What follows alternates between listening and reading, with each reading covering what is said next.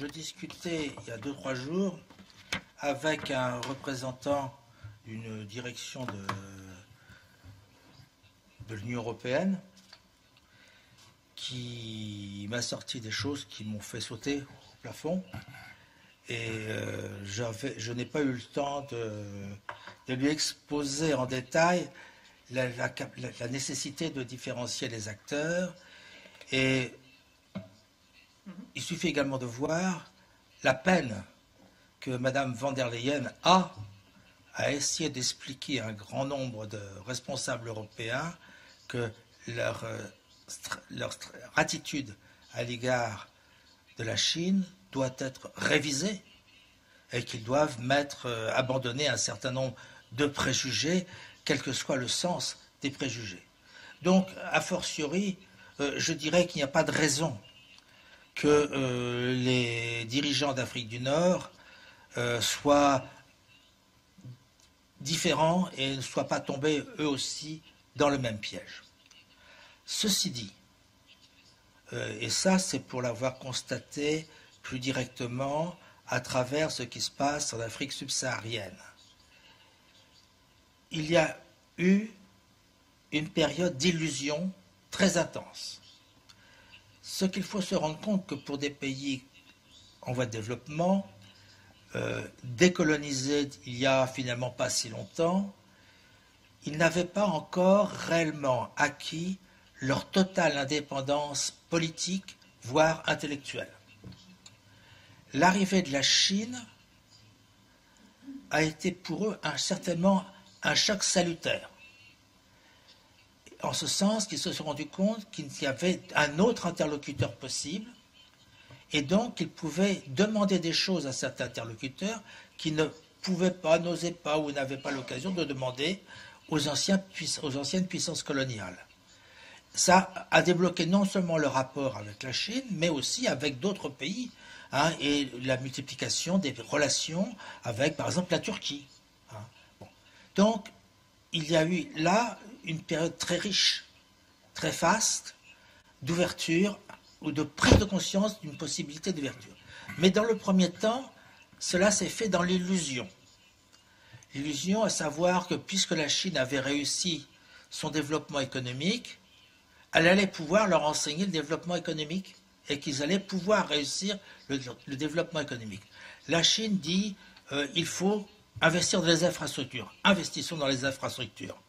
La Chine dit nous avons fait des zones économiques spéciales. Faisons des zones économiques spéciales.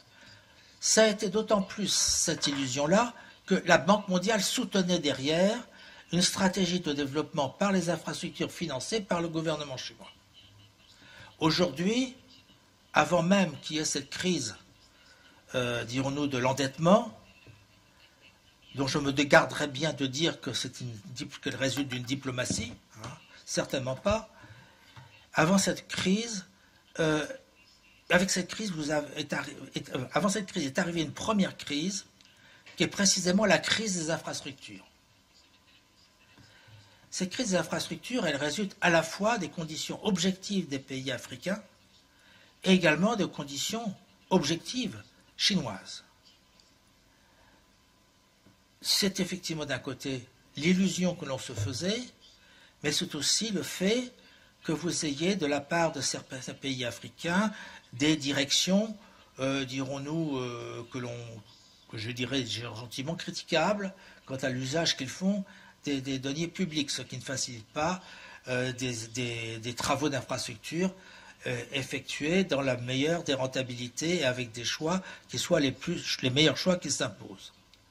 De l'autre côté, il faut bien dire que les entreprises chinoises se sont comportées en commerçants, en purs commerçants, cherchant à vendre les produits dont elles disposaient, sans toujours se poser la question de savoir si ces produits étaient effectivement ceux qui correspondaient le mieux aux besoins immédiats ou à moyen terme de ces pays africains. Ce qui fait qu'on a eu des constructions aussi mal conçues, développementalement mal conçues, pas techniquement. Techniquement, elles sont très bien conçues. Mais, dirons-nous, par rapport à l'objectif, à la stratégie de développement économique, que le chemin de fer Djibouti, Addis Abeba. Construire une ligne de chemin de fer qui fait qu'aujourd'hui on est obligé de remettre en service les vieilles lignes françaises, c'est qu'il y a un problème quelque part dans la réflexion. On a la même chose avec la ligne de chemin de fer entre Mombasa et Nairobi, hein, où vous avez eu des études avaient été menées montrant que ce qui était souhaitable pour la réflexion de cette ligne, c'était la réparer dans un premier temps, parce qu'à ce moment-là, on avait quelque chose qui était à court terme rentable, et donc qui à court terme ne pèserait pas sur le budget. Mais avec la ligne Mombasa-Nairobi qui a été construite, où on a pris les techniques les plus excellentes, hein, donc qui exigeaient les investissements les plus forts, les plus lourds. C'est la même chose pour la ligne Addis Abeba-Djibouti, hein, où on a investi des sommes considérables, mais avec une rentabilité à très long terme. Et donc avec un poids considérable pour le budget. Donc avec la crise de remboursement que l'on rencontre à l'heure actuelle. Donc ici, hein, cette crise-là a été un signal d'alarme pour les pays africains en se disant qu'ils avaient sans doute abordé la question avec un trop d'enthousiasme, comme je disais tout à l'heure, en s'illusionnant sur les résultats. Et qu'il fallait donc réfléchir à la façon dont ils allaient appliquer une stratégie de développement, la place qu'elle allait effectivement être donnée aux stratégies de développement par les infrastructures, dont je rappelle que jamais personne n'a montré qu'elles étaient vérifiées. Hein. C'est quand même quelque chose d'assez important. Et d'autre part, de l'autre côté, ça a aussi amené une crise de conscience du côté chinois, à savoir qu'il fallait qu'ils ont commencé à prendre conscience de l'altérité. C'est-à-dire que l'environnement dans lequel africain n'était pas l'environnement chinois. Alors, les économies africaines, quoi qu'on en dise, ce sont des économies de marché. Les économies chinoises, quoi qu'on en dise, ça reste toujours une économie de commande. Donc, des solutions qui peuvent marcher dans des économies de commande, il n'est pas évident qu'elles puissent être appliquées comme ça, ipso facto, dans des économies de marché. Donc, il y a tout un certain nombre d'éléments. D'autre part, ils se sont également rendus compte que le fait de vouloir faire du commerce pour faire du commerce, sans se préoccuper systématiquement de la réelle rentabilité et faisabilité du projet, c'était contre-productif pour eux-mêmes, puisque les gens ne pouvaient pas rembourser, donc ils risquaient d'être perdants.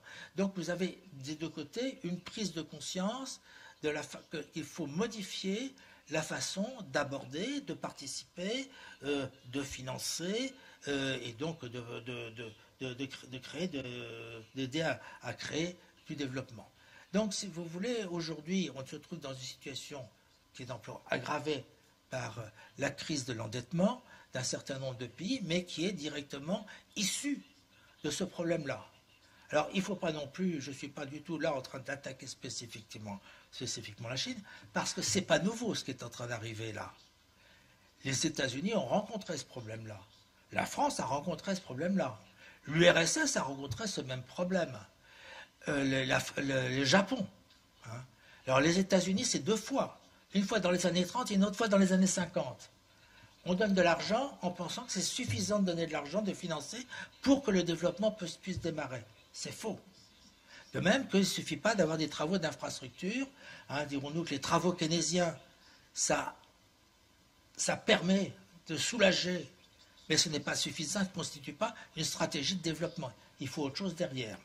Donc ce sont tous ces éléments-là qui doivent être aujourd'hui repris, réfléchis, et dirons-nous que, je disais tout à l'heure que la Banque mondiale avait soutenu cette stratégie de développement par les infrastructures financées par la Chine, elle est revenue aujourd'hui sur cette stratégie. Il ne s'agit pas de dire que construire des infrastructures, ce n'est pas bien. Il s'agit simplement de dire qu'il faut réfléchir à la façon dont on aborde le problème. Je disais que la ligne de chemin de fer à Addis Abeba-Djibouti, on avait remis en service la vieille ligne française, mais il ne faut pas oublier que le transfert par camion n'a jamais été aussi important entre Addis Abeba et Djibouti. et que le gouvernement de Djibouti a réussi à obtenir un financement, je pense que c'est de la Banque africaine de développement, pour refaire la route. 700 km.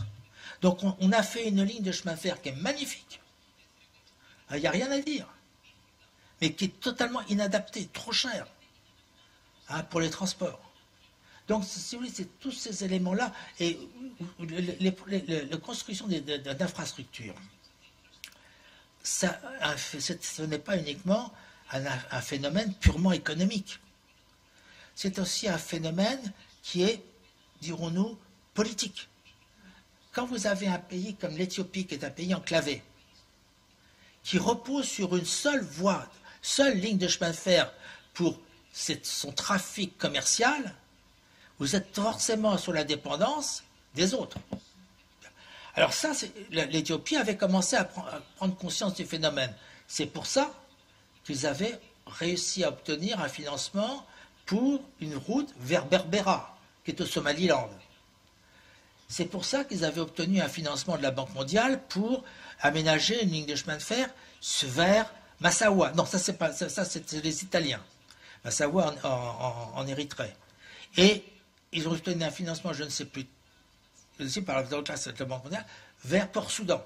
Bon, là, la guerre en ce moment rend les choses beaucoup plus... Mais disons que c'était la situation intelligente, c'est-à-dire diversifier les voies par lesquelles on pouvait faire circuler les marchandises. Donc par rapport au budget, à un budget comme le budget éthiopien, on ne pouvait pas tout, il n'aurait pas dû tout bloquer sur une voie qu'encore une fois, je vous dis, on n'a pas à critiquer du point de vue technique ce qui a été réalisé, mais dont l'utilité immédiate et développementale est voisine de zéro. Surtout qu'elle a commencé par fonctionner, c'est une ligne électrifiée, sans qu'il y ait d'électricité dans le pays. Puisque c'est le barrage à Renaissance qui va fournir cette électricité. Et là aussi, vous avez quand même des problèmes de relations avec l'Égypte. Donc, si vous voulez, une stratégie de développement, une stratégie d'implantation d'infrastructures, c'est pas quelque chose comme ça qui sort d'un cahier, d'un beau cahier.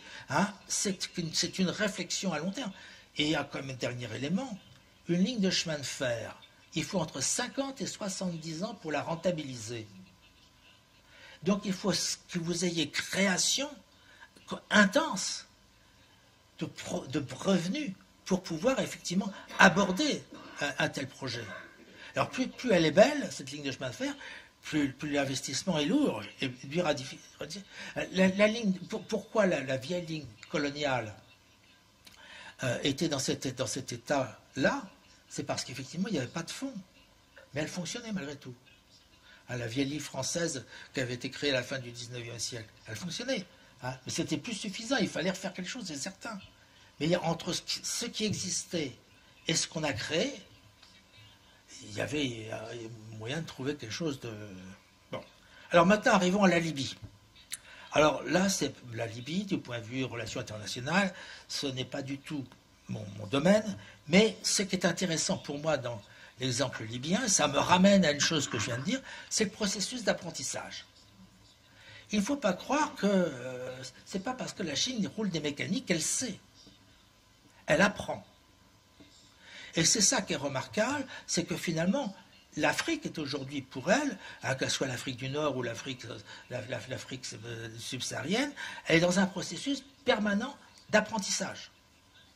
Donc, elle a là appris que quand on envoyait des travailleurs en grande quantité dans un pays, il y a peut-être des problèmes de logistique qui peuvent se poser. Et une des conséquences de cette réflexion, ça a été effectivement la création de la base navale de Djibouti, qui n'est pas simplement un projet militaire, qui est quand même un projet, dirons-nous, économique aussi, de créer cette base navale. Et effectivement, s'il y a des problèmes de rapatriement, car la situation politique en général de la Chine, de l'Afrique, fait craindre à la Chine d'avoir à renouveler cette expérience libyenne. Donc là, effectivement, la Chine a été dépassée par les phénomène, avoir été obligé de louer des vieux bateaux à des armateurs grecs, c'est quelque chose qui leur est resté à travers la gorge. Hein, des vieilles barges. Bon, ça ne passait pas. Bon, donc c'est un processus d'apprentissage. Et c'est également un élément qu'il faut avoir en permanence en tête, c'est que la Chine apprend. Elle apprend à fonctionner économiquement hors de son territoire, et elle apprend que les lois, les habitudes ne sont pas les mêmes et qu'il ne suffit pas d'en être conscient pour que ça puisse résoudre le problème. Donc le problème libyen, de ce fait, il est symptomatique d'un aspect que j'ai abordé au départ, quand je disais qu'il ne faut pas oublier que la Chine est un pays en voie de développement, qu'aujourd'hui, elle ne peut pas constituer un substitut, mais elle peut juste constituer un complément indispensable. Hein, parce que précisément, tous ces éléments-là peuvent lui manquer. Alors, la présence coloniale française a fait effectivement que le capital de connaissance de la France sur l'Afrique est considérable. Hein. Bon, mais ce capital, il est, bon, pour la Grande-Bretagne, c'est la même chose. Il y a un capital de connaissances, mais ce capital, il n'est pas forcément réparti partout. Et les connaissances, il ne suffit pas de lire un livre aujourd'hui pour avoir la réponse demain. Hein, c'est une question de culture. Hein, c'est une question de culture de la connaissance. Or, il ne faut pas oublier que la Chine a quand même connu une période relativement dramatique, je dirais de 49 jusqu'à 79, qui l'a complètement coupée du monde. Donc, et qu'elle est en train progressivement de se remettre en place. Elle n'est pas encore remise en place. La restitution les retrouvailles avec la culture chinoise profonde et réelle, ce n'est pas quelque chose qui se fait du jour au lendemain. Bon, donc il y a un processus d'apprentissage qui se fait. Bon, après ça, vous pouvez effectivement ajouter, il peut avoir des volontés politiques qui viennent se surajouter à ça. Mais enfin, ce qu'il faut voir à la base, c'est qu'il y a la nécessité pour la Chine d'apprendre l'altérité. Et c'est quelque chose qui, aujourd'hui, est très certainement un élément qui pèse le plus dans sa façon d'aborder les questions. C'est très facile de répondre à Trump, parce que c'est du niveau des cours de récréation, hein, mais pour pouvoir appréhender les mécanismes trumpiens dans leur profondeur culturelle, c'est autre chose. En fait, là, on a affaire au problème spécifique que j'évoquais déjà tout à l'heure. Parce qu'effectivement, vous avez une population chinoise qui peut être, ou apparaître surtout, relativement importante dans les pays d'Afrique du Nord, mais dans d'autres pays aussi, ne serait-ce que parce qu'elle n'existait pas auparavant, ne serait-ce que parce que les visages asiatiques, ils étaient absents, donc tout d'un coup, quand vous en voyez un, vous avez l'impression d'en voir beaucoup. Hein, mais il ne faut pas confondre l'activité de ces travailleurs individuels ou de ces petits entrepreneurs avec une stratégie chinoise, avec une stratégie de la Chine. Ce sont deux choses totalement différentes. Hein. Et ce sont des implications totalement différentes. Ces petits entrepreneurs, leur activité, surtout, ce n'est pas du point de vue économique qu'il faut d'abord l'aborder, mais du point de vue sociologique. Hein. Et c'est parce que c'est du point de vue sociologique qu'ils vont faire une pénétration de la société marocaine, en ce sens qu'effectivement c'est une question de ressenti. Hein, ils vont ressentir une présence, ils vont ressentir des concurrents, mais il ne faut surtout pas calquer ou superposer cette présence avec une présence économique construite, hein, et des présences industrielles importantes, qui sont un domaine totalement différent. Alors il est exact que le Maroc a ouvert en partie légèrement ses portes à la Chine, que le premier importateur mondial de thé chinois, c'est le Maroc, ou un truc dans ce coup-là. Le thé marocain, il vient de Chine.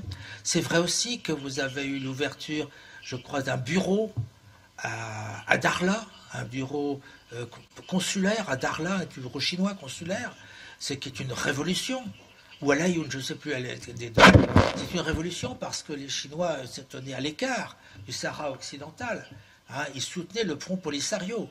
En fait, les intérêts économiques marocains peuvent attirer tellement de petits entrepreneurs chinois qui sont obligés de faire une petite croix sur leurs amitiés politiques avec le Front Polisario, comme ils ont fait en Israël une petite croix sur l'univers palestinien, hein, parce qu'ils étaient trop intéressés par les coopérations techniques avec Israël.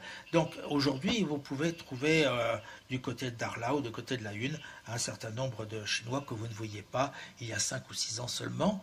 Hein. Mais ceci, si vous voulez, ce n'est pas une stratégie d'implantation, et également ça ne signifie pas, dirons-nous, que vous avez une influence économique chinoise importante qui va s'instaurer. La consommation de produits, in fine, c'est vous qui l'a décidé. Ce sont les locaux. Et dans ces locaux, j'inclus les petits entrepreneurs chinois. Parce que leurs petites entreprises, ce sont des petites entreprises marocaines. Donc, si vous voulez, c'est l'économie marocaine qui bouge. Donc, vous ne pouvez pas reporter cette activité directement à la Chine.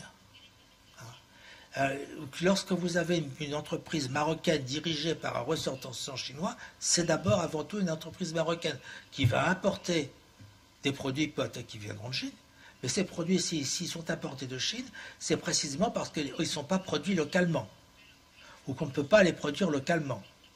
Donc il y a là une réflexion à mener sur la stratégie de développement ou sur les niches qui pourraient être développées au Maroc. Donc si vous voulez en tant que tel, ce n'est pas forcément non plus quelque chose qui peut être négatif. Ce qui est négatif, c'est le ressenti, hein, le fait de voir des gens en quantité et de ne pas comprendre ce qu'ils sont, parce qu'ils parleront pas l'arabe, parleront pas le français, mais parleront le chinois entre eux. Donc effectivement, vous avez un phénomène de rejet de l'étrangeté hein, qui peut jouer et qui peut aggraver le sentiment. Ce sont des situations que l'on a connues en France dans les années 80. 90 avec l'arrivée des boat people et ensuite l'arrivée des Wenzhou. Hein, aujourd'hui, les gens sont habitués. Ils sont habitués à avoir une activité des Chinois qui s'activent, ou même plus des Chinois, des Asiatiques qui s'activent, hein, et ils n'y accordent plus la même attention, d'autant plus que leur activité est ancrée dans l'économie française, hein, fait partie de l'économie française. Donc c'est pour ça, la réaction sociologique est certaine, il faut en tenir compte, mais il ne faut pas qu'elle caractérise l'activité économique en tant que telle, ou qu'elle occulte ou impose une vision d'une stratégie chinoise, hein, qui se ferait forcément au détriment du pays. Je n'ai pas dit que c'était forcément que c'était positif, je ne dis pas ça, hein, mais il ne faut pas que automatiquement on voit les choses d'une façon noire. Il y a une façon beaucoup plus... C'est le jeu de ping-pong que je dis entre sinophiles et sinophobes, hein, la balle qui ne retombe jamais au milieu.